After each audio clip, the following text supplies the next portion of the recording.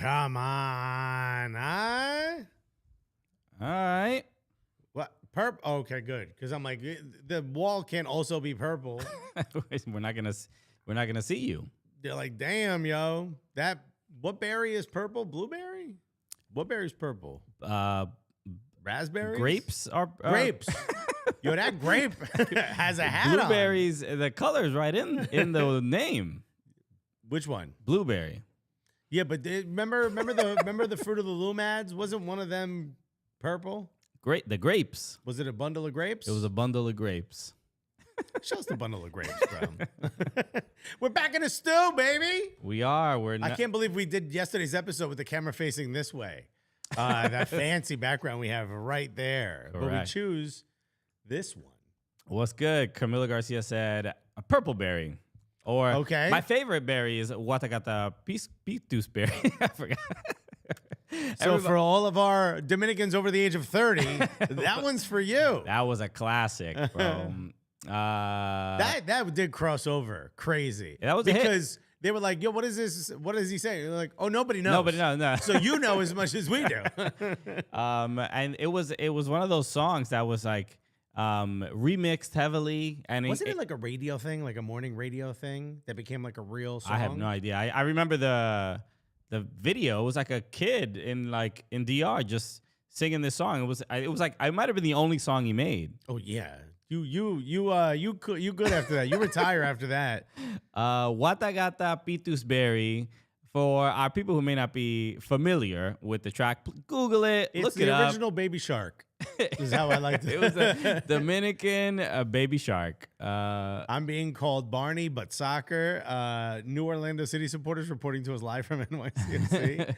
From NYC. Okay, a couple people asking said, "Did you guys have an episode yesterday? Or did I just miss it?" No, nobody missed it. We didn't go live, so I actually tweeted. I was on the plane. I was trying to tweet that we weren't going to do a show live on YouTube. But the tweet never was sent out. I have no idea why. I literally kept trying to send it. Were you not on the Wi-Fi? I was. Delta now got free Wi-Fi for everybody. Everything worked. Yes, I was on a United flight, but I have to. Oh. It's perfectly fine. Oh, no. It worked fine. The internet was working fine. I was doing everything I needed to do. But when I tried to send this tweet, I tried to send it like 3 times. Did you do it from your laptop or just from your phone? From my phone. That's weird that it wouldn't No go. idea why I wasn't sending this. And it was just like this particular tweet. I locked you out. You okay? Yeah. You know, actually, that's happened to me before where I've changed a letter in a tweet and it's sent. But for previous, it just wouldn't go. I don't know what the issue is. I don't know. It's Elon's fault, bro. Bro, Elon ruining everything. Okay. So, yeah, no, you guys didn't miss it. And it should be up now. The podcast is up. And we think. We know it is up there. We submit it to our overlords, and that's all we know. We submitted it to Poppy. It's the Cooligans, buddy. And that's all we can do. He was busy playing dominoes, bro. He didn't get to it. So it is available. The podcast is available. The video on YouTube will be available soon as well. I didn't get a chance to upload it to YouTube because we recorded this show in 4K. Which means it's a 700 gigabyte. The file was 40 gigabytes, right? Yeesh. And so I had to... Which is like the lunar landing footage was. You know what I mean? That's I don't even think the lunar landing footage couldn't have taken at least more than 2 gigabytes. The first Terminator wasn't even a gigabyte. Yo, and here we are. So I'm editing the episode. And then I render it, and the render takes 4 hours because it's a large footage, and I'm trying to get it to 1080p. Get computer systems up, bro. What these jalopies we trying to edit on? So then you had the M1 joint, right? Right. So it still takes a long time because it's such a large file. But then as I'm rendering it, it's about 3.5 hours in. It's just about done. And then Helene is cleaning up. I had the laptop on the counter. And she's cleaning up, and for some reason she's like, "Let me close the lid of the laptop," and it's 3.5 hours done. So I open it back up, and it crashed because you can't shut down. So I had to redo it again, and went into the middle of the night. So I have to upload the video to YouTube because which we should upload from here because it's pretty fast. Yes. So yeah. How come it used to be that when you were rendering, you could render it directly to YouTube. Remember that? Yeah. You I've could just seen put the that as an title option. and all that information, and it would automatically upload it to YouTube for you. I believe Adobe Premiere is the only one that does that. Okay. All right. Well, yeah, too much inside baseball, but I hope you enjoy it. Paulo Nelson says, you need a new MacBook, bro. I mean, I have the M1. It's perfectly fine, but I'm not regularly editing 40 gigabytes of yeah, footage. M1 Dusty, bro. That's what Paulo Nelson's saying. Gavincho knows. He's an editor. He put, no, not 4 hours, and the crying emoji. Bro, we shouldn't have recorded the show in 4K. That was really the main issue. Ben Giscone said that's what happens when you try to tweet from the Platano phone. Which, if no one knows, we've received. If no one knows, we once received the Platano phone as a gift. Yeah, you would think that was racist towards Christian and his people. No, we embrace it wholeheartedly. Yeah, Thank you for acknowledging my culture. Cooligans got the longest files in the game. Only thing we got longest, baby. Okay. Yo. Welcome to the IT again. So, look, that's a little peek behind the curtain, everybody. Welcome to the show. Let's go. It's the Cooligans, buddy. You already know who we are. You love us. Hello, everybody. My name is Christian Polanco. I'm Alexis Guerreros. Yeah, we are back. We are back from Orlando. Go listen to the episode or watch the episode when it is available on YouTube. Yes. So you can hear us from an Orlando conference room. Waxing poetic about our time there, and we will be doing a no cap recap this week. There was if you haven't seen the images, the photos, okay, the videos of our time, the JPEGs, the HEICs, the PNGs, the BMPs, the bitmaps. Okay, yo, we kicked a little old school for y'all. I hope you enjoyed. So we had an incredible time out in Orlando with the gang, Rebecca Lowe, our gang leader. We all know. Yo, I thought honestly, the beat-in was a bit much, but whatever. Now we're in. We're good. We're officially part of the NBC crew. Okay, I need got a couple scars to prove it. A couple weeks for my ribs to recover. Yo, Robbie Musto, he got a hook, bro. Bro, they older, but they still in shape, bro. Right in the bread basket. I'm like, bro, all right. When Tim Howard goes for a rib kick, bro, you forget that dude could get the ball pretty much to the final third. Dude, Robbie Earl was like, fight back. Yeah. Yo, Robbie Musto did the why you hating yourself? Why you hating yourself? Why you hating yourself? Man. Rebecca Lowe, all nut shots, dude. She just, she ain't even aiming for the face, bro. Okay. She's doing it for the patriarchy, bro. She's like, yo, I'm going to need y'all to remember me. Bro, next time you go to use the bathroom and you don't know which one it is because I left so many lumps down there, bro. So, yes, that's just a little preview of what the No Cap Recap on Patreon is going to be like. Just extended buffoonery. Patreon.com/SoccerCooligans. Get that No Cap Recap. We'll let you know everything that happened in Orlando. Seriously, great time. Okay. If I ever make it to a fan fest, I'll bring a burrito for Alexis like people bring babies for Rebecca. That's the way to do it. Crimson Pizza knows what it is. Delboy said Robbie's are now the wrestling duo VAR. That's right. That was so great. They were chanting VAR. Also, Bay Area Guna said, yo, I thought my shrooms kicked in when I saw Alexis on TV talking about mushy peas. Getting a lot of credit for the mushy peas comment. You and I go toe-to-toe with the English all the time. That's right. I mean, and look, we learned that because our mentions is wild right now. Yo. Right? The DMs, they're like, yo, why are you talking about our mushy peas? I think as if it's the king. Our mushy peas are on our flag. Don't you dare disrespect it. It's on the Canadian currency. That's how important it is. So we got some fun jokes off on air on Saturday. That was pretty dope. All right, and yeah, you'll hear a ton about it on Patreon. We gotta move on to a couple things in American soccer. Obviously, this is shouts to US. We got a jam-packed show, and as always, everybody watching on YouTube, if there's anything you think we missed or should talk about, please put it in the chat. We got the agenda going, but who knows if I missed something? Okay. First thing, obviously, we have to show some deep condolences for Anton Walks and his family. Devastating news if people are not aware. Anton Walks, he's a defender for Charlotte FC. Previously with Atlanta United, which I believe is where he made his name in MLS. Right. That was Yeah. he came from England. I forgot what team he was at. I know he played for Tottenham. He played for he was just at Portsmouth, if I'm not mistaken. I'm looking it up now. Pompey. Yeah, he came from Portsmouth to. Yeah, and he was a player. Obviously, he passed away in a boating accident. That's all I know. And it just obviously It's been reported that it was a boating accident in Miami. Yeah. So a huge shock. A very, very young guy. I remember watching him play a bunch. Obviously in Atlanta, we went to Atlanta in their inaugural year, right? When we did the Julian Gressel interview. Or the live show at the Red Clay Comedy Festival, and we saw him play there. We went to a match, and it was against the Philadelphia Union, and it was a great game. He was a beloved player, especially in Atlanta, and we saw especially it in Charlotte as well. Yeah. Just all his teammates talking about him, glowingly, just by all accounts, a great dude. 25 years old. I don't know if you saw Dennis Schroeder of the Lakers put R.I.P. Anton W on his shoes on that night. So clearly, absolutely sad.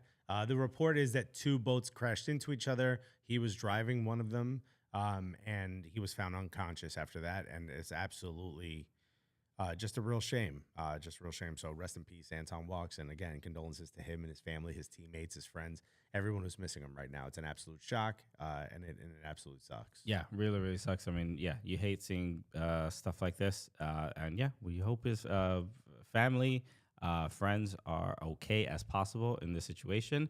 And I know that as of right now, we're doing the show. It is 1:15 p.m. Eastern time. I know at 3 p.m. or 4 p.m. Eastern time, there is a vigil that Charlotte FC will be holding for Anton. You got to feel bad for the staff there, too, because this is what you wanted. This is what you get this hired is for. absolutely brutal. It was actually, I wish I could remember her name, but there's a marketing person who works with Charlotte FC who said, it's so gut-wrenching to have to be the one to look through photos to find the one to have to post for rest in peace. And you just got to feel bad for everyone involved. It absolutely sucks. Yeah, totally. Okay. All right, let's move on. Where should we begin exactly? Because I don't know if we should start. Let's talk a little bit about Dortmund scoring a goal, which is what we talk about on Shouts to US. If you don't know, Gio Reyna happens to be a big star. And if you don't know, you're about to get an email from a Mrs. Reyna. So Gio Reyna, player at Dortmund, didn't have the World Cup he wanted. A lot of drama afterwards. Doesn't seem like he wanted to be as involved as, at least in the drama, right? It was really Gio's parents versus Gregg Berhalter, an old Jersey argument that has come to light.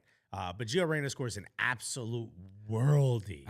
Banger. Yeah. A Bukayo Saka goal, if you will. I think a little bit better than that one. Not that specific goal, but it's, kind of curling from one side, not even curling, coming down. I couldn't tell because I didn't see a close-up of it, but it looked like he obviously it was a long ball. Christian wearing binoculars, bro. The second ball gets to him. It takes one bounce, and he gets it on the volley, and it looks like he gets it on the outside of the boot and goes far post. Yes, and there was no one stopping it. Yeah. You need 3 goalkeepers in goal to stop this. So Bundesliga has returned after being on break for about 8 months. I think this might be the end of the 2022 season we're watching.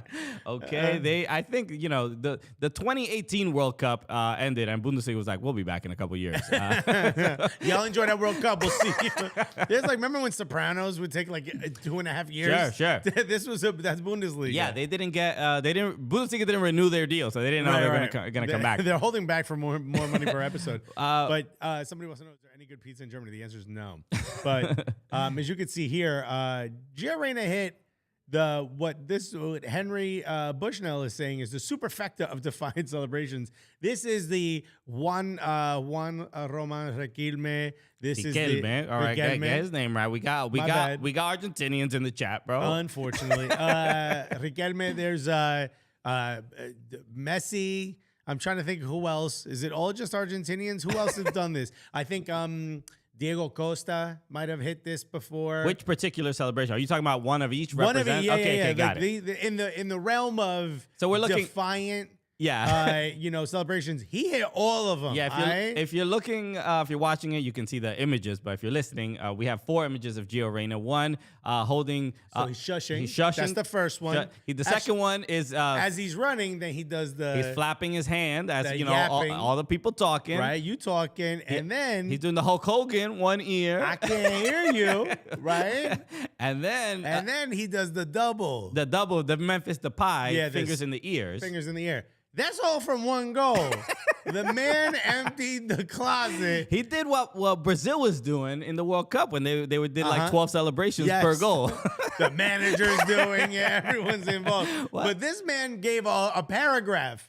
He said, you need to shut up, stop talking, because I ain't hearing it, and I'm not going to hear nothing after that. He wrote a speech in this celebration, 100%. Bro. They had to play the music to get him off stage. That's how much he was talking. Without words, he expressed so much.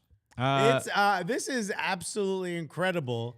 And the question is who's he talking to? So Carvincho in the chat right there just says that's all at his parents. He is specifically doing that to tell his parents. All right. So then the first one is shut up, mom. The second one is you're doing too much talking. Dad. Dad, I can't hear you, dog barking. And I don't want to hear nothing after this. I blocked all of y'all on my phone. That's the Gregg. He's just like, I ain't hear anything you got to say. I mean, this is the problem is he's probably talking to both his parents and Gregg Berhalter / everybody. Yeah, the internet. There's too much drama. He's like, I don't gotta. Oh my God, what if you think he's talking to us? He might be talking. One of them might be. Is he holding up a little C? I don't know what's going on. And he's slashing through it. Omar Ramirez said the mate drink hit this celebration. What does that mean? The mate drink.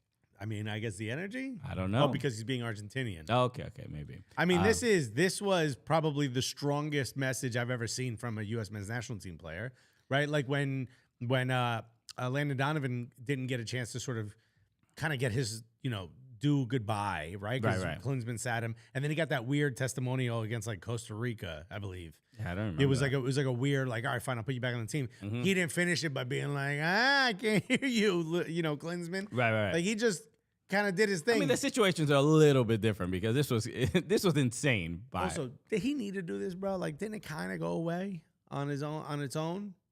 This is what makes me think it's aimed at his family more than Gregg Berhalter, because the thing kind of went away. Gregg never responded after he came back on Twitter and posted that message. Then his mom came out and said she's the one who reached out to Ernie Stewart and had this conversation, blah, blah, blah, blah. And then it just kind of stopped. We haven't heard anything new.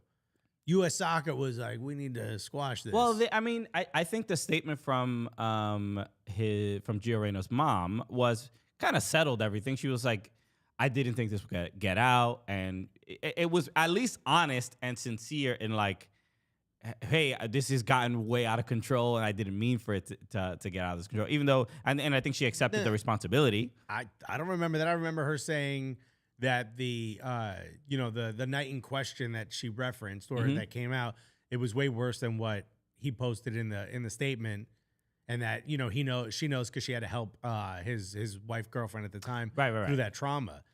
So I mean, it feels like she was adding more. No, but I'm saying specifically about the how it affected Gio. Like as far as who Gio is talking to, I don't know how severely it's directed at his parents. I think it's just generally like, I don't want to be a part of all this mess because I didn't.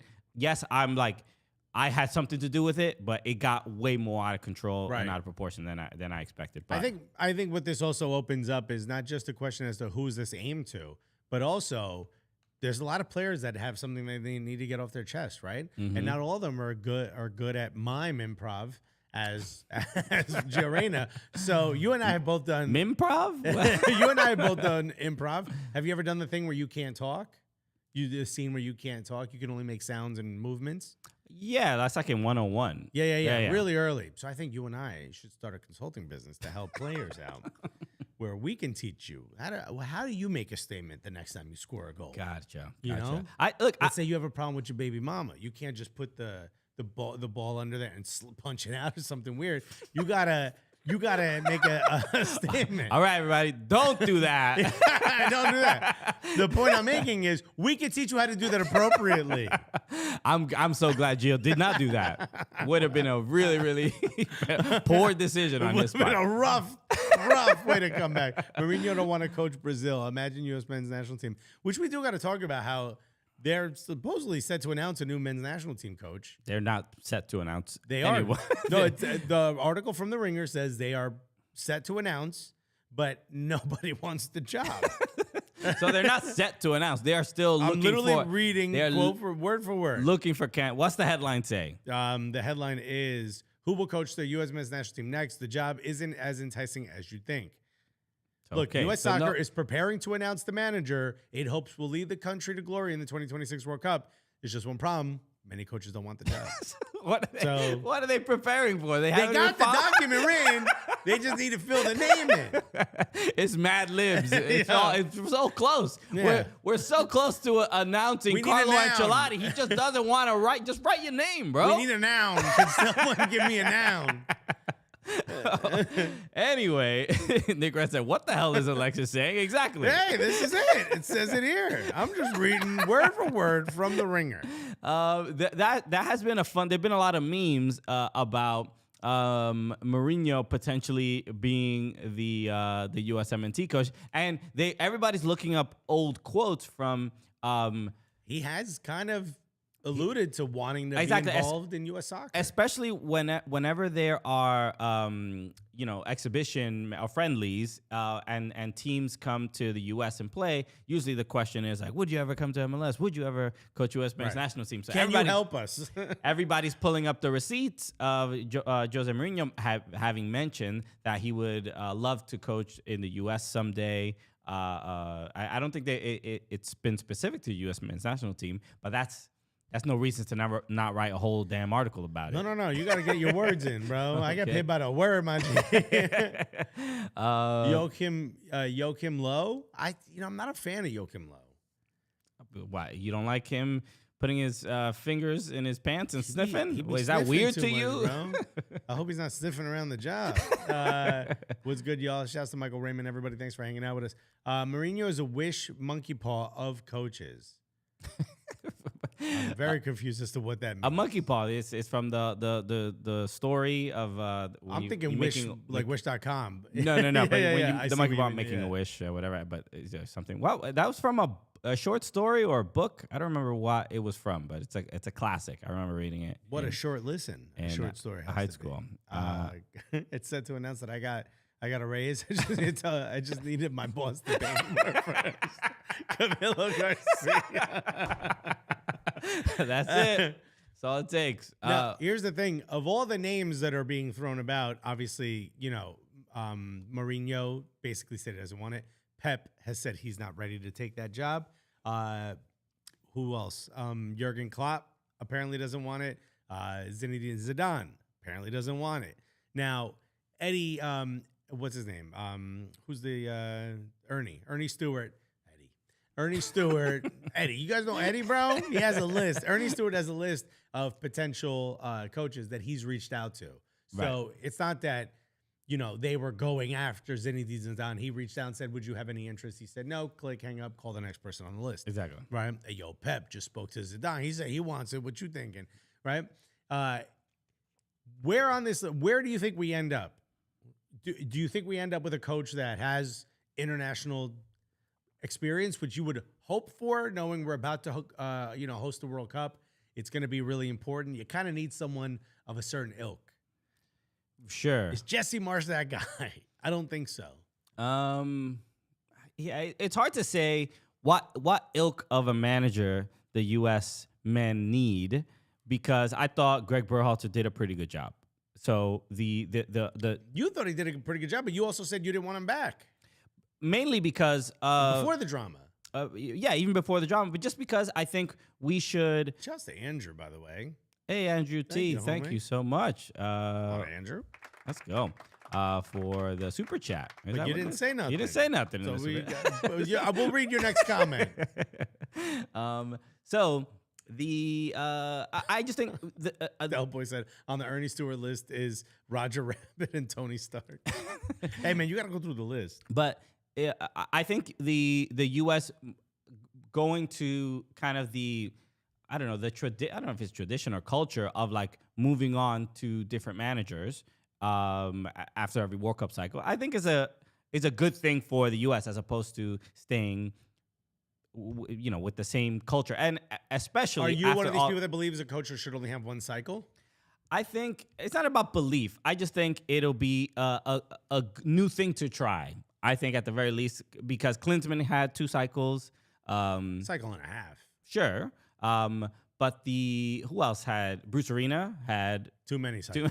I don't want to say all that, but so I think just trying something else. I mean, if they can attract a big time manager with a huge like international pedigree, I think you go for it. But especially after all the stuff that's happened with Gregg, I don't see how you could come back from that. So even more reason to try to find somebody. But I wonder if the whole saga made the job even less appealing. Of course. I think the rules, and I wasn't aware of this, and maybe you knew this, but there's a couple restrictions placed on the coach of the men's national team. One of which is they need to be able to speak English. Right. That's one of the rules, which is why Tata Martino wasn't considered. Mm-hmm. And he went to Mexico. I don't know if is it written on paper? It's based on this article, the answer is yes. It's not written on paper. It's not like in the hollowed halls. Mm-hmm. But one of the things that they ask is that you are able to speak English. Second thing they ask is that you live in Chicago, near the headquarters. Yeah. You don't have to be from there. No. You have to move there. You have to be willing to live there. So that might limit it. Now, also, they really only pay about $3 million a year for the coach. Now, while that's a per year, not the cycle per year. Well, that's good. That's a pretty good amount of money. Some of these coaches make a lot more money, right? Like when Jose Mourinho, in this article says when Jose Mourinho was at United, he was getting $25 million a year. That's to be the coach. Way too much money to tell a bunch of guys what to do. That's $2 million a month. That almost seems wrong. That feels right. Maybe that was the entirety of the contract, because that cannot be a year. You can't be getting paid more than some of the players. Maybe. I just tried to search without clicking Command F. So I just typed Mourinho into the ether. Nick Red said, if the U.S. hires Mourinho, I'm going to root for Canada, which is all right. Fair. The name coming up also is Bielsa. Bielsa is being brought up a lot, doesn't speak English, and that was in here. Mm-hmm. The coach that made the most in the U.S. National team history was Klinsmann, who made $3.3 million in the fiscal year ending March 31st. That's $3 million a year.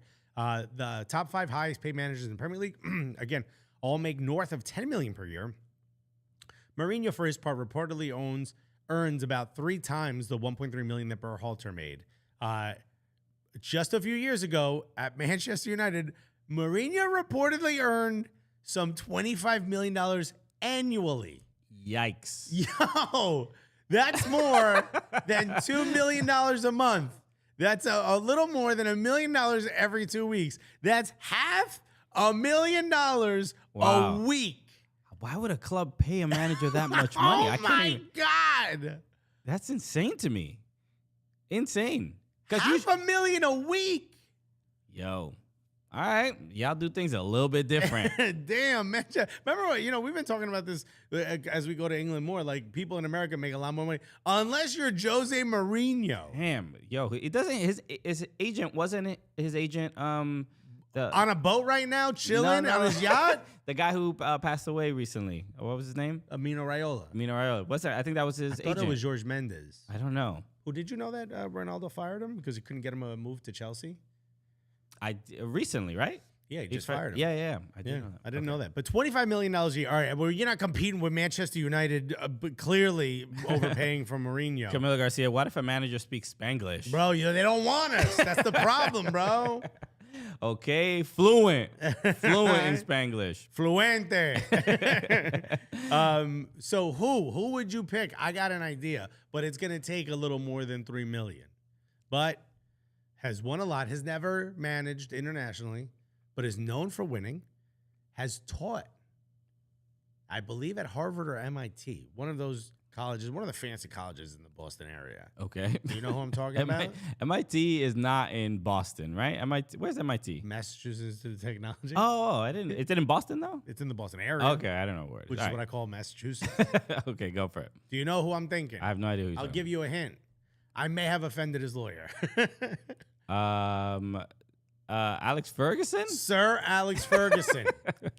He taught at MIT and Harvard? Or Harvard, one of the two. He taught a leadership course. Oh, okay. I did not know that. Yeah. Sir Alex Ferguson. Who does not want, he's retired and does not want to coach. You don't know. You had don't a lot know. of health issues. He is retired. Yes. Didn't he have a stroke? He had a very severe health issue a couple years ago. But I think he's better. Also, it's in Cambridge, which is like 6 blocks from Harvard, though. Okay. What?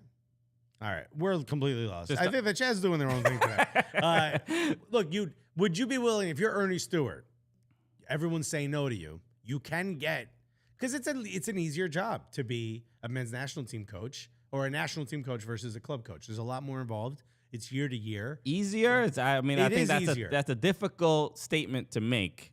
He's already retired. He's not competing for a job. This article also goes to explain that a lot of managers don't want to do it because it kind of puts you out of the world of football or soccer. This is Tuesday. It puts you out of the world of soccer kind of for a few years. You know, you really only come back up during the major competitions. So you're almost like adjacent to the sport. You're not really in it. For someone of his stature, he doesn't need to be involved every day. He doesn't. It would be a much more comfortable haul for him until you get to those major tournaments. But he wouldn't need the involvement that it would take to manage a club again, especially at the level of the Premier League. Are you asking this seriously? You're asking if seriously he could be. If you're Ernie should be Stewart, considered. If you're Ernie Stewart and his agent, Sir Alex Ferguson's agent, came to you and said, Sir Alex Ferguson wants the U.S. men's national team job, but it's going to take $10 million a year. It's easy. No, I hang up before I even give an answer. Okay. Can I remind you, Ernie Stewart? One, what are you, Ricardo Pepe? A prank call, right? Yeah. And two, it ain't your money. It ain't. So why are you saying no to $10 million to get Sir Alex Ferguson? Yeah, you say it like Sir Alex Ferguson is. Who is a legendary manager, sure. Yes, go ahead, but you're about to say something. Wow. But it has been a long time since he's managed. And why would you even want somebody? The guy's only made one mistake since he retired, which is tell Ronaldo to join United. He is. Sir Alex Ferguson will be 85 for the next World Cup. Is that true? Yeah. He is quite old. You know, we're not here to. It's not ageism. I just think. He has better things to do. You can't be 85. Oh my God, that's right. He's 81 years old, bro. Okay, never mind, yo. Thank you, Sean 613. Before they put, Sir Alex be like 80 years old. This is now you're right. Okay. You can't have that man on the sideline. Yeah. He need his own physio. So no, born in 1941, bro. Diablo, bro. The guy's, he's seen some things, dog. Yo, he's like, I remember telling players this in 1953. Wenger has a better shot, and he wants to coach again. I would love Arsene Wenger. I'm just not. I'm not sold on his tactics. He was a. Here's why. What? Let me explain. His style. I cannot wait to hear this angle on this legendary coach that you constantly praise. I praise this man. Now all of a sudden, you think Sir Alex Ferguson is better fit to be the manager of the U.S. men's national team than Arsene Wenger. Arsene Wenger is also old. Let me say that. Who works out? He's working out right now as we are speaking. The man is in tip-top shape. He's in better shape than me. But here's what I will say about Arsene Wenger. He was very much he moved the needle from 4-4-2 to 4-2-3-1, 4-3-2-1, all that sort of, system. The game has passed that. He really couldn't further adapt. And I can never forget the story of part of the reason why Thierry Henry left. There was multiple reasons, but one of the reasons Thierry Henry left is Champions League final. He goes to Wenger's office and he says, hey, we're about to play Barcelona. Do you want to maybe prepare us for it a little bit? Yeah. And Wenger said, no, we go play our game, and that's it. So hearing that makes me a little worried that he's not the kind of person like Mikel Arteta is, which adjusts for the competition. Same thing with Jurgen Klopp. So this one anecdote from like not an anecdote. Easily, it clearly scared my king, King Henry, from about 15 to 20 and years what you ago. think he's been doing since then? Learning new tricks he hasn't managed. No, I would imagine he would prepare the country, the U.S. men's national team. I'm not sold to play on that. against Honduras, and they're not simply gonna say, "Hey, we got our game just locked down." The U.S. men's national team currently is a little bit different than the Invincibles. Okay, you got to give them a little bit more direction, I think. Which is why I wouldn't immediately throw Arsene Wenger would. out. Whatever. He's not going to be the manager anyway. How do you know? How far down this list are we at, Ernie? Okay. Delboy said Alexis gone Brutus on Julius Caesar on Wenger with the knife in the back.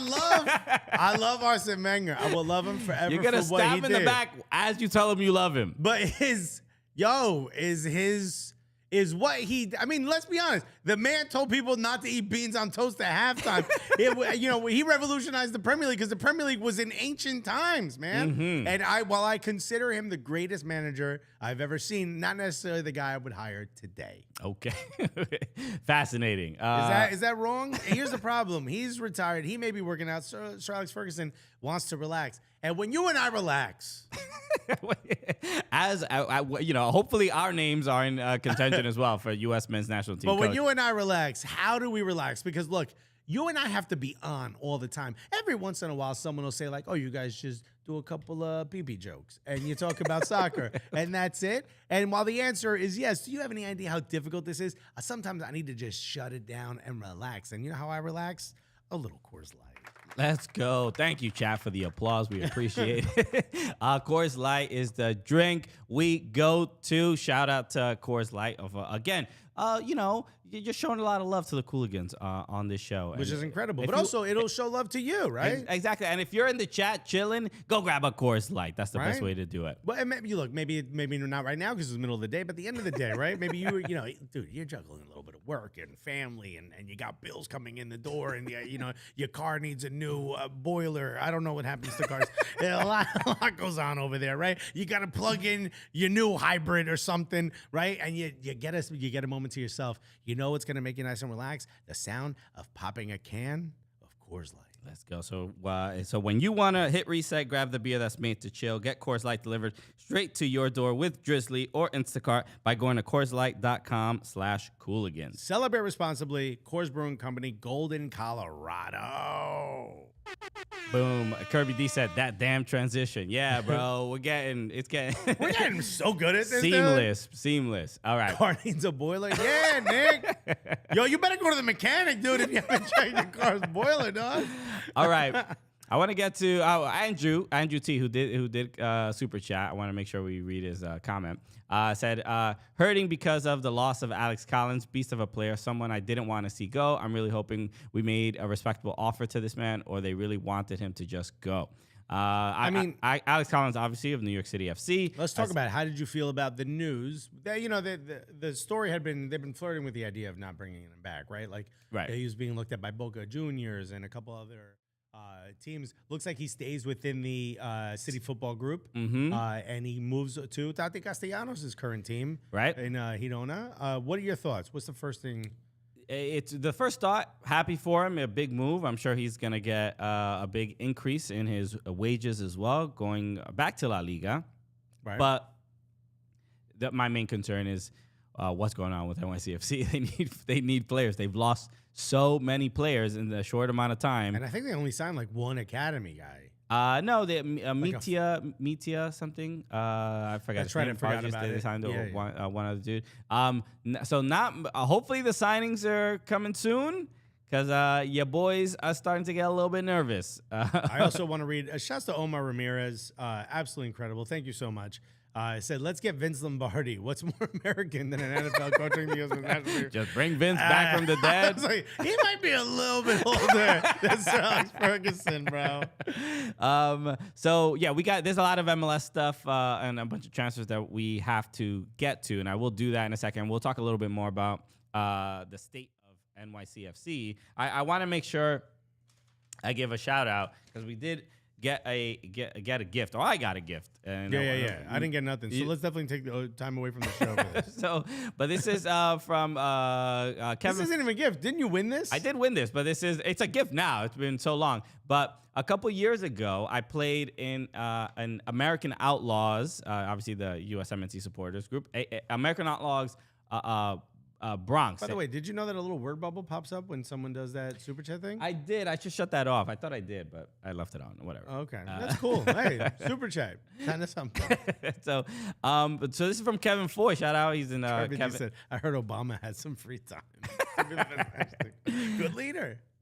Kevin Foy in Gully Squad sent me this. So I played in this FIFA tournament that AO Bronx held, and this was in 2017, and I won it. Mm-hmm. I'm pretty good at FIFA, and I won this tournament, so I'm proud of myself. Anybody wants to smoke, let me know, okay? Right. I sound like Chad Ochocinco. I sound like you said anyone who wants to smoke. Who wants to come over here and smoke a little bit? We can smoke some Coors Light, all right? How's the boiler on your Buick doing, man? But this was so. I got this letter from Kevin just today, and it said, first off, congrats to you both for the ongoing success you continue to achieve. This is beyond overdue, but they say good things come to those who wait. If you remember many years ago, Christian, the trophy for winning the AO Bronx FIFA tournament was delayed. Well, after sitting in my house, surviving 2 different moves, and the result of some early baby proofing of my house, congrats to the Foy family as well. Absolutely. I think it is time to present you with your trophy. I mean, what better way to drink the champagne after USA wins in 2026? Okay. And so here's something you won in 2017. So yeah, let me. I'll put it on the ISO shot here. Boom! Look at this. This is a FIFA mug, and it says the American Outlaws Gamers Cup 4. Featuring EA Sports FIFA 2017 champion. Boom. I'm so glad everyone listening I got to hear that. Very kind. For the last 7 minutes.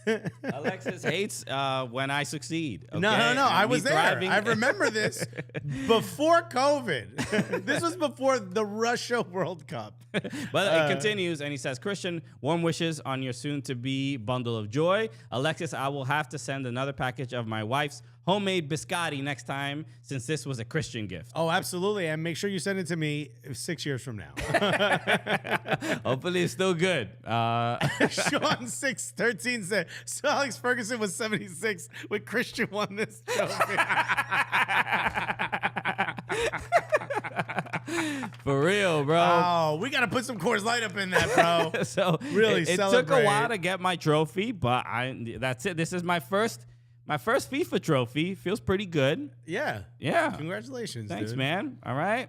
I remember really early on our show, we went to Upper 90 and we got smoked by all those NYCFC Academy kids, bro. 12-year-olds just bodying us, man. That was wild. Yeah. Michael Raymond said, wow, Alexis drank his Haterade today. That's right out of a cup I won in 2013. So it goes to show you.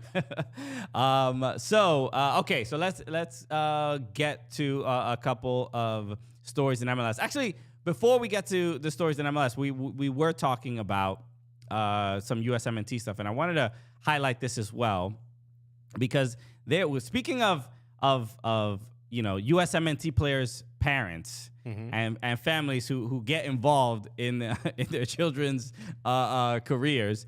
There's one USMNT dad that I think is doing it the right way, or at least doing it in a way that is not really not destructive, or is wild destructive if you talk any smoke about his kid. Yes. And I don't know if you've seen this, but Weston McKennie's dad, John McKennie, is on Twitter, and he lets it be known that, on Twitter, there's always the random comment about a player, this player sucks, I don't like this player, or blah, blah, blah, blah. And look, Twitter is a place where you could be a little critical of a player. You know, you could Twitter. You could say like, "Hey, I don't think this guy played that well." Right. What you don't expect is for the family tree to show up in your mentions. Okay, So every time. I want to. Damn, where's the specific? I tweet? sent you a text with the. Yeah, I don't have it on this computer, but I did see it before. Let me. Okay, that's it right there. Here it is. Okay, so this is Arkabagchi, 24, woke up and just said, "Hey, McKennie is nowhere close to being technically good enough for Arteta's side. He doesn't have the creative passing IQ or potential or positional IQ. I think Musa is a better American to sign if they want depth for Xhaka's position." Not overly critical, but he said, "Yo, I don't think he's smart enough in the game. I don't even think he has the chance to be smart enough." And who shows up?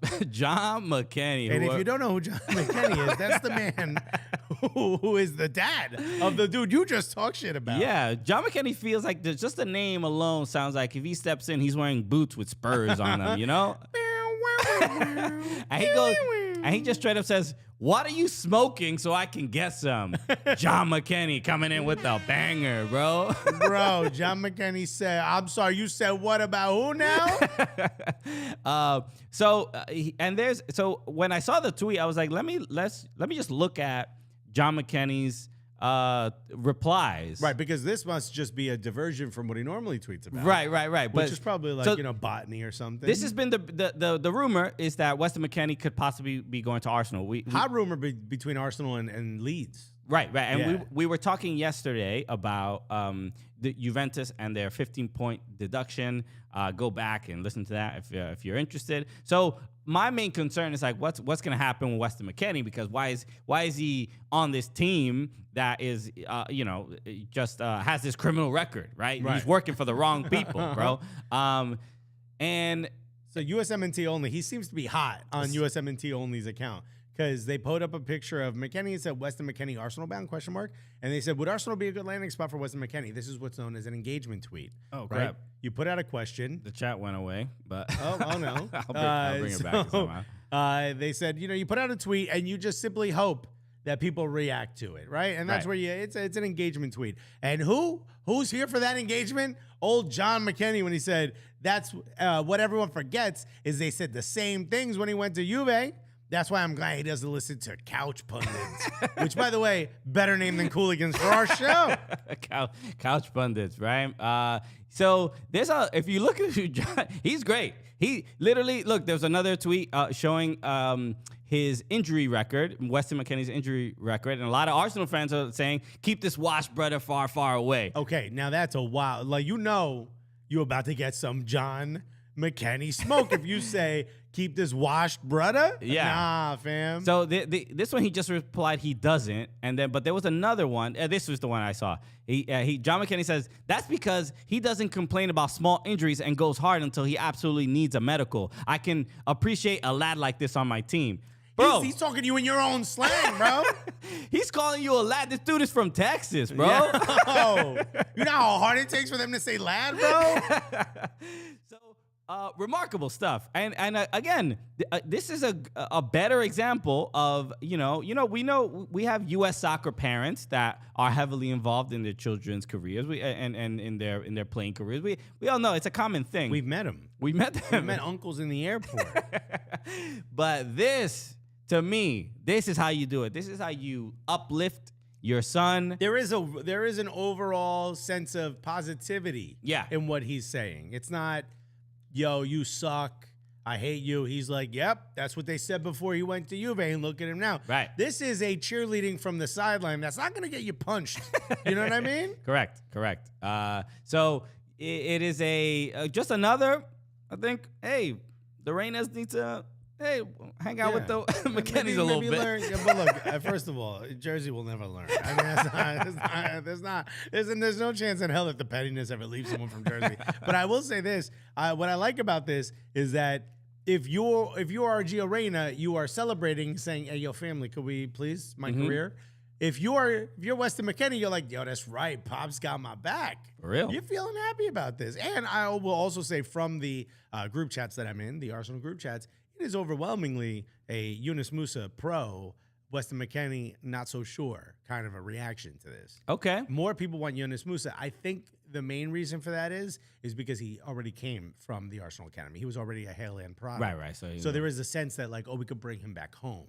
Got it. And he played very well in the World Cup. But I think people just aren't giving credit to Weston McKennie. I think people think Weston McKennie is more of a spirited runner type of player versus someone who is putting themselves in the right position, and hopefully he gets a chance to a Premier League team because I think he can improve that. My initial thoughts is I wouldn't want Weston to go to Arsenal, mainly because I think don't want him to win the Premier League. I don't think he would get much playing time. He would clearly be the backup behind Granit Xhaka. He's Xhaka and Partey's backup if he goes, for sure. Right. But as we've seen, our Arsenal or I should say Arteta doesn't treat the squad the same way most managers do, which is like, it's your starting job. If you're not playing well or you're tired or you're injured, I'll take you out. He does put players in to shift sort of tactics. Yeah. And that I really like. Could Weston win the spot over like Partey, which it's not a crazy thing to think. I think why it's not so crazy is Partey is oft injured. So you're right. I'm worried about his ability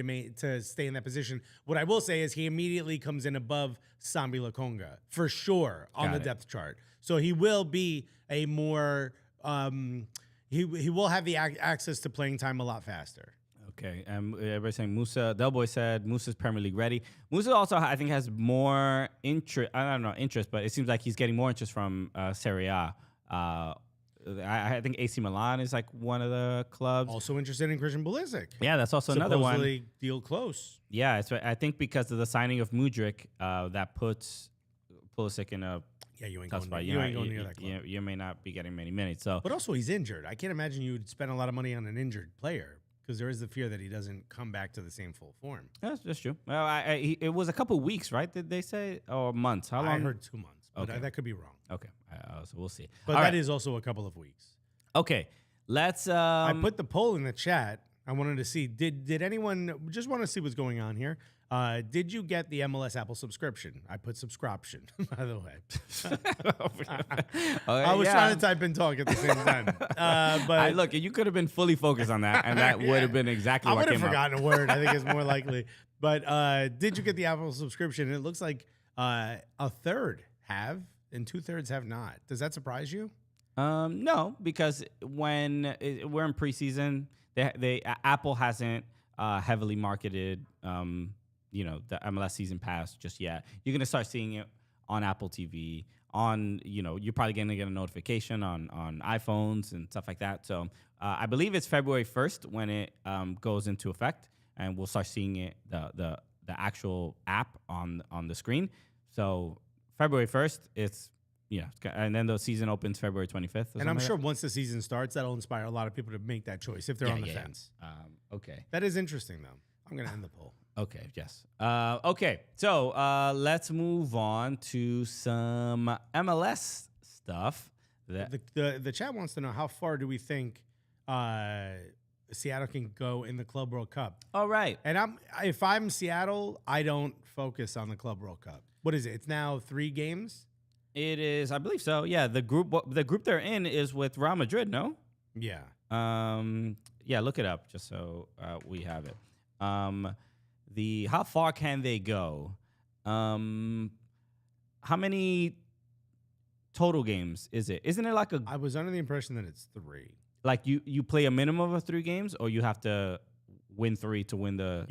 So they're going to play either Al Ahly or Auckland City, who has a first-round playoff to figure out who gets in. Seattle Sounders will face one of them. Got it.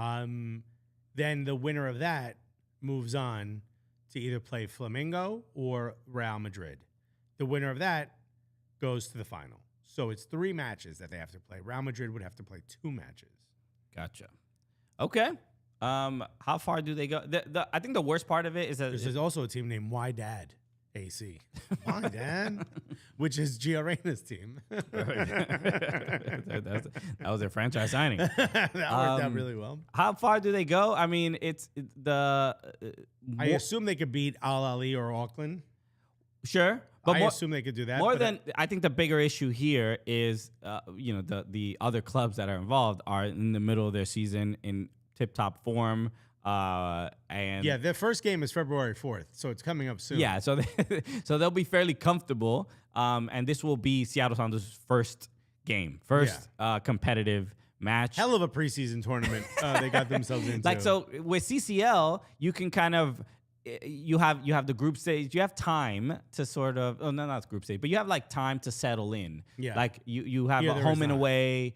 You can figure it out, and then but this is just like you just gotta play against some of the biggest teams in the world. I think they have a shot. They have a shot against Auckland or Al Ahly.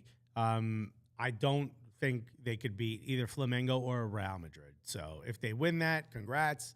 Then it looks like it's the third place match. Okay. At best. So, hey, you but finished third. It'd be a good opportunity for MLS to get a little bit of visibility. Even though a lot of people do not care about the Club World Cup, but we're going to care about it now, okay? Dude, we're live streaming every game. Okay.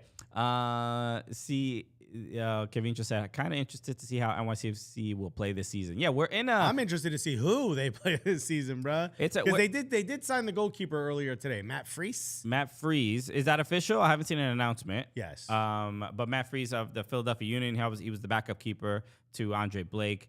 And yeah, you're not getting any minutes playing behind that Andre Blake? Nah. Yeah. You might have learned a lot, though.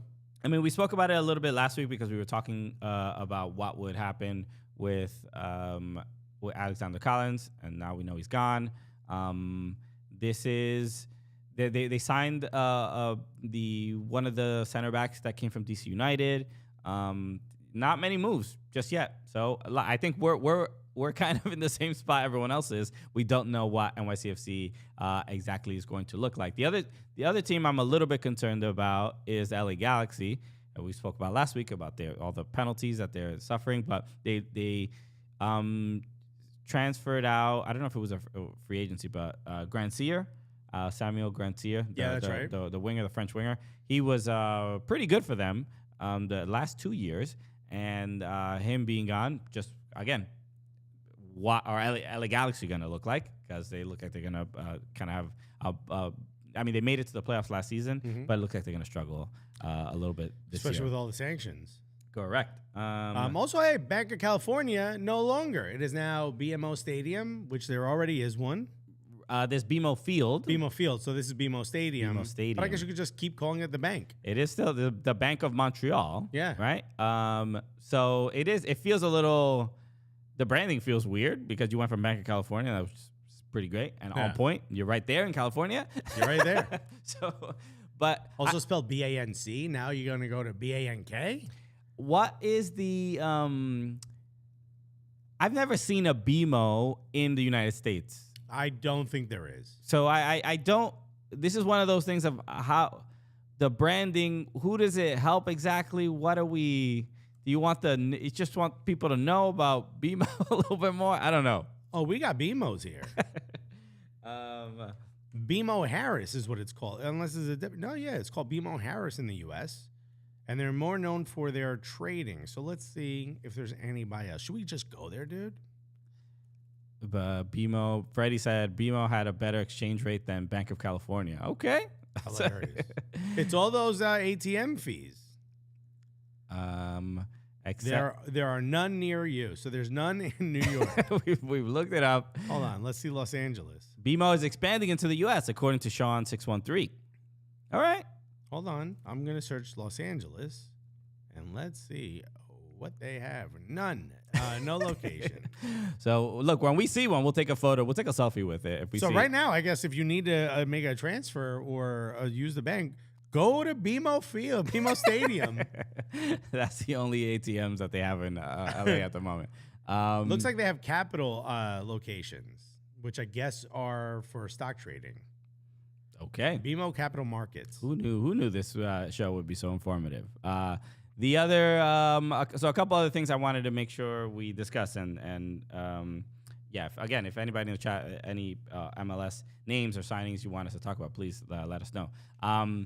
The Vox Media, we have to talk about SB Nation and Vox Media. Vox Media owns SB Nation, and if you know all the different blogs when it comes to your local team, whether it's in any sport.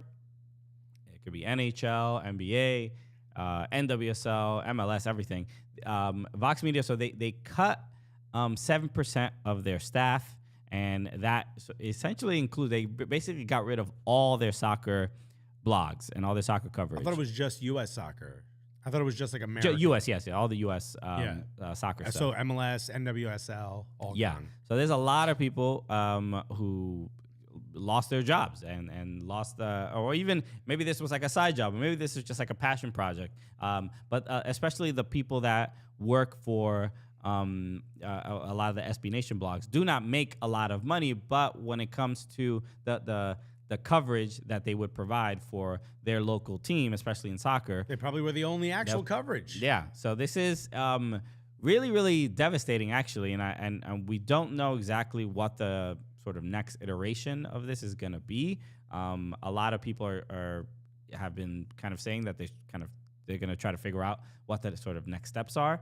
But for a lot of, especially MLS teams and NWSL teams, there's really not, the big, magazines or website or newspapers do not cover these teams. I mean, we've even gone to NYCFC games, and I'm saying NYCFC, but because we go there the most. But this is pretty much every team in MLS. Mm-hmm. But you go, and there's very few big outlet journalists that are there. Right. There might be,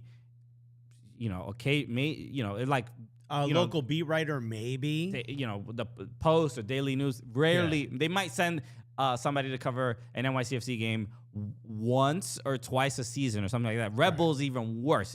That's been for years. New York provides almost no coverage to its soccer scene. But then the question becomes: does anybody even read that kind of coverage? Well, does anyone care if a local newspaper is talking about it? Most people don't really view the local newspaper, don't read the local newspaper, or listen, as you do. When you say read, most people, what people were saying, right? Well, I was right. No, some people were saying you were right. Yeah, I think it was. But a lot of people were saying, and I didn't even really think about this when I said, because I said I read a book and I was referring to an audiobook, and then there were people that were saying like I'm dyslexic. That's the only way I read books is by listening to that. There were people who said the only way blind people can consume books is through I did not say they weren't allowed to consume books. My point is, can you say read if you didn't physically read a librarian say yes, you can say you read it because your brain doesn't interpret. I'm not saying that you're not absorbing the information. You're putting out this theory. I'm not even saying that it's not better for you to listen to a book. I simply said I didn't know we could categorize that as reading. To me, it's the same as I microwaved the TV dinner. That's saying I cooked dinner. It's not really. Do you get what I'm saying? Yeah. Well, I'm not saying I'm not eating a good meal. You would made. You absorbed the information in a book. Sure. Reading to me is physically. So according to reading. The book mafia out there. Okay, there is. They're saying you're wrong. And Salt Lake City would be the headquarters of the book mafia. You can say no one said I was that wrong. You read. No one said I was wrong. Some people saying this is the only way for some people to get the information in a book, which again, not what I said. So yeah. So look, you're a monster for saying such a thing because the people who have handicaps or other disabilities, that's how they read books, bro. I hate to tell it to you. Okay. P. Morton said, you have driven a car in or around New York City? No, thanks. I don't get it. I don't know either. Maybe that's referring to somebody else. Anyway, so this is the SB Nation. This is it's very disappointing. There's so many, Black and Red United for DC United. There's Hudson River Blue for NYCFC. I get that this is disappointing, and I never want to see people lose their jobs. But use this as an opportunity, if you have the means, for those of you who are writers, to do this on your own. If you really do believe that there's a market for it, it's similar to why we did this. When we started, we didn't think anyone was speaking to the audience that we would want to speak to, speaking to the audience in the tone or in the references and the style that we could do. So we went out and did it on our own. I know not everyone has that opportunity, but if you do, this might be a good opportunity for you. For those of you who are using this as a side hustle, things like that, or a thing you do outside of your normal job, maybe instead of SB Nation making that, potential ad income or whatnot, you could find a way to start this on your own. Post, whether it be a Substack like what Grant Wall was using previously. If you don't have a big following, maybe it's simply just starting a blog and just posting on there and finding different ways for that to sort of get out to the audiences that you're looking for. This is an opportunity for you guys. SB Nation sucks, but it's, they weren't making anyone who was doing this millionaires. And not that there's a chance for that. Maybe it's a chance for you to do it for yourself. And honestly, if you have the passion to do something like this and you really care about these clubs, then go ahead and do it for yourself. Okay. I mean, not to sound like those TikTok hustle guys. It's still a little bit. It's still a little dismissive of the state of journalism and media companies when not Vox, dismissive at all. It's not dismissive at all. No. I mean, I get it. I would rather hold some, Vox Media and SB Nation to some accountability to say the amount of money that they were spending on this coverage was next to nothing. Really not. There were a lot of people who were kind of doing it for free, essentially. But the point you're saying is they cut all this. You never really fully have control of it if you're doing this for someone else. Right. And if you can deliver the same thing. I mean, we've seen us too. We've gotten press passes for games. We didn't work for nobody. Right. But we were two guys with a podcast. And this is before anyone even knew who the hell we were. It was one of our friends who said, like, yo, you guys should apply for press passes. And we're like, dude, we had 20 episodes at that point? Like, we were nobody. And he was like, dude, they give press passes to people with podcasts because you talk about the clubs. Sure. And that was it. So I'm not saying that this isn't bad. I'm not saying that this sucks. And I'm not saying that, Vox Media shouldn't have to answer for it. But I'm saying try to look at this as positive as you absolutely can be. You've already got a name in this business. You clearly care about at least with that fan base, you clearly care about this club, whatever club that is you were running for, especially if you were running for women's soccer. Try to do this on your own. And by the way, all the people that got hired at the Athletic when they did their big hiring spree in the soccer world, those not all of them were established writers. These were people who, for a lot, were writing for themselves. So hopefully this leads to something, because at the very least, and look, Gavincho said I'm with Alexis on this one. Look at Gavincho. Look how far he's come, doing it on his own. It's not like he was working for a big conglomerate. And these, our story, Kevin's story, these are all great. Anecdotal things. Sure, it doesn't always work out that way. But there should be, like, even the Athletic having, we have tons of friends that are journalists for the teams, but the Athletic cut coverage for lots of teams and only focused on certain markets. So this is where certain institutions like SB Nation fill the gap. And there are some teams that will get zero coverage at all. And there should be some institutions in place so that people can work and pass the torch so that there's always coverage of the team and help the sport grow. So the problem is you're asking a business to pay for something that may not be making money. Sure. Yeah. That's I'm not. So I'm not. There's no altruism in business. Right. I'm not. And fine. 7% of its staff is horrific. That's 7% of the people that were working there no longer have a job now. It wasn't that big of an expense. That's all I'm saying. Maybe, yeah, sure. But look, maybe they didn't put in enough effort to grow the people that covered these teams. A lot, you know yourself, a lot of people just really don't even care about MLS and WSL. They don't even bother really covering it. They're like, let them write whatever they want to write. They look at what gets a lot of clicks and all this other stuff. I have no real interest in building something, and that's my frustration with a lot. And that's the problem is that whose responsibility is it to build something? It's not SB Nation's responsibility to build up a sport or to build up the following of a sport. It's not theirs. And if you really responsibility, that's if you're gonna get in that business. Yeah, there is some responsibility, right? I don't think you're going to so. hire somebody, you're going to pay them, then you want to help them grow in the job that they have. You want to set them up to succeed. I mean, in a fantasy world, sure, but that's not how it works. Not fantasy, it's any business. No, that's not how businesses work. You don't want your employees to succeed. No, you don't. If you were hiring salespeople, you're not going to hire someone that you have to train to be a good salesperson. You hire someone you think will be a good salesperson right away.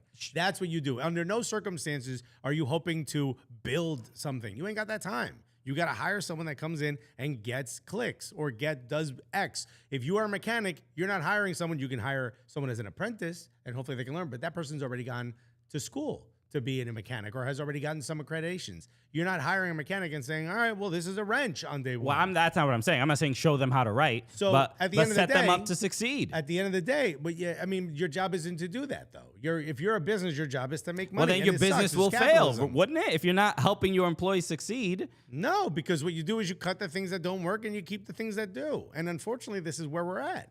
No, your job isn't to. The only time you're ever asked to bring someone up to speed or hope they grow is during a probational period or if someone's on a performance improvement plan, which is usually the step before you're asked to leave. A performance improvement plan says, look, we're going to do everything we possibly can to get you back in here. But at that point, you're already done. Look, and someone said, what happened to Alexis in Florida? Giving out positive vibes and trashing Wenger is not normal for him. I never trashed Wenger. Still one of my favorite managers. And by the way, I've said multiple times that I think Sampaoli would be a great manager for the men's national team, and he is failing horrifically with Sevilla. But I absolutely love him. At the end of the day, this absolutely sucks, and I feel for everyone who lost their jobs. And hopefully there's a core of them who can go out and do it on their own. There's a bunch of great women's soccer podcasts out there. The one from Chicago that we love. I can't remember the name. I don't know what you're talking about. There's a bunch of incredible podcasts out there. There's a bunch of incredible people who are following the sport on Twitter and posting about it and doing those things. And hopefully now that SB Nation isn't taking some of those clicks, maybe some of that can come to you and you can help build the sport. I don't believe it's SB Nation's responsibility to build it. It's all ours. That's why we did what we do. And, maybe this doesn't work out to the best. Or maybe what everyone else is doing on their own doesn't work out to be the best. But at the end of the day, we care about the sport, so we're going to do it on our own. Well, there's clearly now a huge void in the market. And, I hope somebody else steps in and it's not even, I'm not even talking specifically about just giving people jobs, which is, it is unfortunate. A lot of people lost their jobs. That's the worst part of this. But it's the main thing with a lot of the SB Nation blogs was, again, it wasn't a huge expense. And a lot of people were not making a ton of money. You don't know that. I literally do know that because I have spoken to people who have lost their jobs and people have been very public about how much money they were making. Some people saying that's not they the were only making expense. Some people were saying they were making $300 a month. Right. That's not the only expense, isn't just paying for the writer. Don't you work in IT? You know that. I do know that. Come on. But it isn't. Look, I think it's a poor decision. I understand you don't agree with that. What? I just think it's a poor decision. Give me one reason it's a poor decision. Outside of the emotional impact. There's a World Cup coming up. We're leading into the sport what growing does and talking growing. about MLS have to do with the World Cup? It's the top league in American soccer. Mm-hmm. That is so. But if that were more successful to talk about, one, we would have made a lot more money up front before we ever started talking about Europe. And two, that this wouldn't be happening. Okay. So why is it their responsibility to build the popularity of the sport? Why is it not? Why doesn't MLS expand? It's not their responsibility. It's not their responsibility to build the popularity of the success. That's not what I'm saying. You did say that before. No, okay. no, not to build the popularity of the sport, but that's it's their responsibility. It's to build the success of their employees and help them grow in the space. First of all, they're not even fully employees. Most of these are on 1099. But whatever, sure. But they're all contractors, and right. So you can sack them. But give me a reason why this was a bad business decision, because I don't see any. Because I think it's stupid. I would love if they stuck to it. Because the sport is only growing. So that is my opinion. I think it's a bad business decision because long term, and come 2026, everybody's going to be going into these sites and maybe more connected with their teams. So, maybe it's not going to be tremendous. So you could cut it, save your money for 2-3 years, and then bring it back the moment the popularity is maybe. good. It still sucks. It still sucks. And I think it's a poor decision. It sucks for the emotional impact. But under no circumstances, if you were just simply looking at profit and losses, was this a bad decision? What sucks about it is you're not going to get the opportunity to build it. But then again, they probably decided the cost wasn't related to the. That's it, bro. Capitalism always wins. What sucks about this? That's Capitalism always wins, it completely sucks. But here's the positive news is that there is some money. And if this was a side hustle, and unfortunately, I feel bad for anyone who lost something meaningful because of losing this. But for those of you who simply lost the opportunity to write for someone else, but you still have the opportunity to write for yourself, I hope you do. And you know what? The fans of those clubs that don't have anywhere else to turn will absolutely appreciate it. Will absolutely appreciate you. And I know that for a fact because we get letters and email and tweets and notifications and DMs all the time of people saying, yo, thank you for bringing this up because no one else is talking about it. Yo, thank you for bringing this up, blah, blah, blah. No one else, I got nowhere else to turn or read about this, blah, blah. And hopefully there's someone out there who can benefit from that opportunity. Okay, well, we know there's a lot of good journalists and people Incredible doing good work that I'm sure will get other opportunities. Okay, Leslie said, on the one hand, I generally think individual contributors and grassroots journalism will be what grows the sports, but on the other hand, people need to feed themselves and their own. So I get it. Yeah, that is the hustle. I mean, yeah. Also, if it's your job to make sure that a division is running profitably,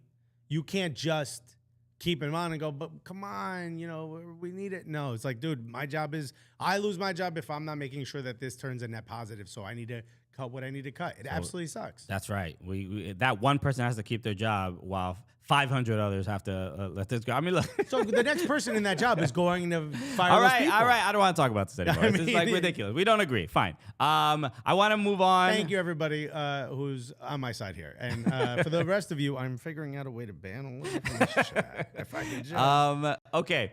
I want to talk about this story it was in the Women's Super League. Chelsea and Liverpool were playing a match. This was Chelsea's home. It was a Chelsea home game, but I don't know what stadium they play in. Obviously they weren't playing in Stamford Bridge. So the Chelsea women, this game got suspended 5 minutes and 30 seconds into the match. Thank God no one was injured in that time. Because of a frozen pitch. And there was somebody made a little compilation video of this. And you can see the players just not being able to, they can't stand up. They're trying to play. They are slipping all over the ground. One player, I guess, goes for like a challenge and basically slides on ice.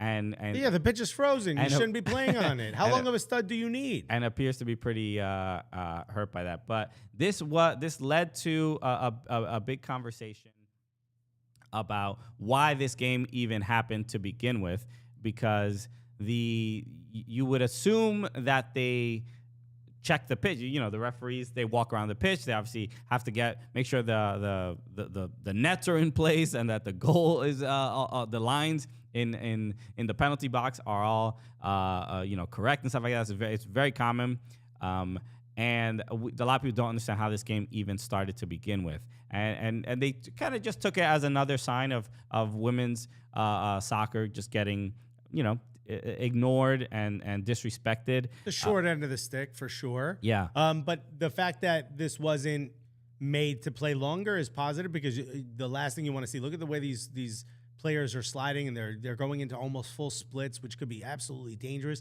and it could be career threatening. So absolutely there needs to be some form of upgrade to this pitch, or they need to be allowed to play in the in Stamford Bridge or just some of the more professional pitches, because this is absolutely horrific. So if this was an issue, you would have known this during the walkthrough. Yeah. I don't know how this match even started, to be completely honest with you. Yeah, apparently there was I saw some report that they walked on the pitch like an hour before or something like that. And we do know the weather gets crazy out there. So the odds are maybe there was just frost and it became even more frozen before the game. But yeah. I mean, 5 minutes in, I'm glad someone had the wherewithal to stop this. Yeah, but pretty crazy that this is even a thing. Kind of, I don't know, in any top level football, pretty much almost in any country, I think this is kind of wild. Not that the pitch is frozen, because I understand that, but that the game would go forward and they would kind of put the players in such danger. So yeah, the positive is it was only 5 minutes, and from what we've seen, no one has been injured. So thank God. Yeah. Look, even P. Morton says hamstrings, crying for help left and right. Ugh. Yeah, there's the coach for Chelsea. She was mentioning that. I don't want to put words in her mouth. Essentially, there were people saying that Stamford Bridge was available, and if they knew about this weather, which this affected the country, that why couldn't they have used Stamford Bridge? Who knows what all the specifics are? I don't think that's necessarily the biggest, I don't know, point in this whole story. It's really about how did this match proceed when the pitch was so dangerous. So stuff that you hate to see, and luckily no one was seriously injured. Okay. All right. Anything else before we let you guys go? I don't know if I missed anything. The transfer tracker in MLS, Joseph Martinez obviously got announced officially by Inter Miami. They did a really cool video where they had all the academy kids. Like, was that the Guard of Honor? No, they did that, but they had all the academy kids do a video, like a compilation video of all his celebrations while he was in Atlanta, and they all recreated them, and they all kind of welcoming him to That's dope. to Inter Miami. So that was pretty dope.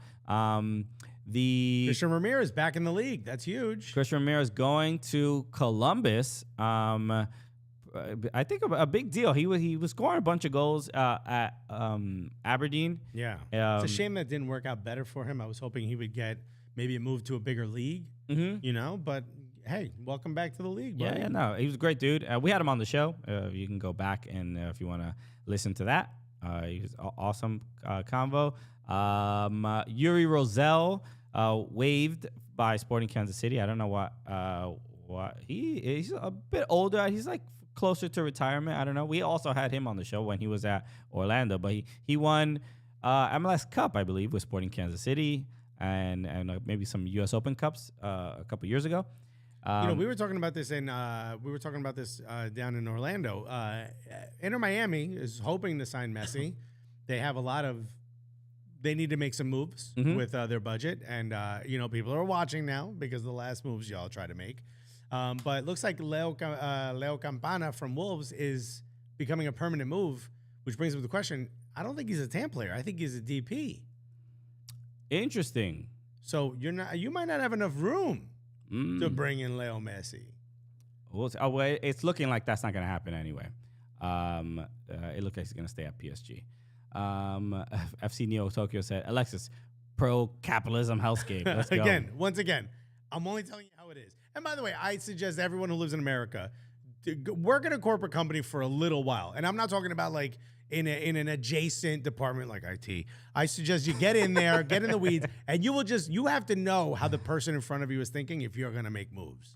So I suggest y'all work there because look, we can only make moves in the world we're in, okay? And unfortunately, we all live in a capitalistic society. We don't get benefits, we don't get anything, and shit like this happens all the time for the sake of the bottom line. So if you know that, at least you know what you're stepping into. So please go get a job in a corporate company so that you don't end up thinking and believing in fantasies like Christian here. It's not fantasy. 100%. I hate what they did. What's wrong with that? That's a fantasy. I also hate what they did. I want that on record. I do not like what they did. Alexis loves what they did. You heard him. Yeah, I'm a big fan. And by the way, you know who else should have gotten fired from Vox? Arsene Wenger. You should have gotten the old sack. Kevin just like, seriously, corporate biz is scary, ratty. Bro, that's it. Yeah. It be your own peoples. That's all I'm going to say about the corporate world. Okay. We should wrap up. So shout out to EA Sports. We got this at the Fan Fest. I got the Team of the Year kit on. So I guess we both kind of wearing purple today. Bro, only one of us got a trophy, bro. Oh, bro, you can put. You know what? Since I don't get a trophy, I'm gonna take my jersey. I'm gonna put Coors Light in it. I don't know how, but I'm gonna do it. All right. Alexis, greed is good. I got to get one of them Gordon Gekko phones, bro. One of them bricks. All right. You guys are the absolute best. Thank you so much for hanging out with us again. We'll be back next week, obviously, but on Monday on YouTube, and then podcast Tuesday and Wednesday. But Patreon, we're going to have a no-cap recap with all the juicy gossip and details from the Fan Fest out in Orlando. Seriously, we had a great time. Hung out with a bunch of friends, fans. We took photos with incredible with people. Really, really dope. So many. I mean, walking back and forth to the green room, everyone's like, people would always stop us and go, "Yo, love the show. Love what you guys are doing. So happy you're here. Yo, I was in Philly. You guys were hilarious. What's the show again? Blah blah blah blah." Listen to Mario Salazar. Hit that like button, please. If you've laughed at anything we've said, if you've hated anything I or Christian have said, probably me, hit that like button. If you are a staunch Republican that loves Alexis's point of views about capitalism, I gotta be honest. Hit the subscribe button. Again, not a fan fan, but this is the world we live in. And also, I like what Nick Hack said, and this has been literally her whole life. She said, preach. It's up to us to build the culture in the community. It's unfortunate that this happened, though. But I do think it's us. And if you do love the sport, maybe if you only have a few minutes at night, maybe you can find a way to tweet about it and become one of those people that people can turn to get some of that information, because it's absolutely important for us to build it on something. Yo, we don't need no dusty-ass SB I just got word right now, actually. Alexis just fired Nicole Hack. Yeah. Listen, it's really about the profit and losses, and it's either you or me, Nick. No, but honestly, I think... hopefully there's some people that get an opportunity from this unfortunate change. This is Alexis Taylor Green over here. I love how Crimson Pizza really just captured who we are as people. He said Christian is like, fix capitalism, and Alexis is like, capitalism will never change. Find ways to hack the system or do some crime and don't get caught. You know what? I didn't mean to hit that. You hit the wrong one. He meant that one. No, I meant the clapping. Okay. Fat fingers. Absolutely right, Crimson Pizza. Once again, I can't change that. I'm not president, but I could find a way to finesse. All right, everybody. Thank you so much for joining us. Get on Patreon, patreon.com/soccercooligans for that No Cap recap. And we will see you next week, Monday, 1 p.m. Eastern time on YouTube. Join us. All right. We'll see you then, everybody.